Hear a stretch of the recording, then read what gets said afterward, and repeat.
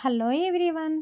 ఈరోజు ఈ వీడియోలో ఎండి రొయ్యలు గోంగూర కర్రీ చూపిస్తా చూడండి. ఫస్ట్ అయితే స్టవ్ వెలిగించుకొని ఆయిల్ పెట్టి ఆయిల్లో మనం శుభ్రంగా కడిగి ఉంచుకున్న ఈ ఎండి రొయ్యలను అయితే వేసి వేగించుకోవాలండి. ఏగిన వాటిని పక్కకు పెట్టుకోవాలి. ఇదే ఆయిల్లో మనం పచ్చిమిర్చి ఉల్లిపాయలు వేసి వేగించుకోవాలి. గోల్డెన్ కలర్లో వచ్చాక మనమైతే ఈ గోంగూర వేసుకోవాలి.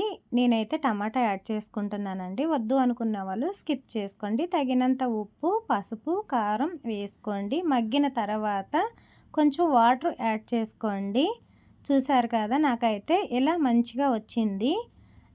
మగ్గిన తర్వాత మనం ఫస్ట్ వేయించి ఉంచుకున్న ఎండి రొయ్యల్ని నేనైతే వేసేసుకున్నాను. ఒక 10 మినిట్స్ ఆగాక స్టవ్ ఆఫ్ చేసుకోండి. కర్రీ అయితే రెడీ అయిపోయిందండి.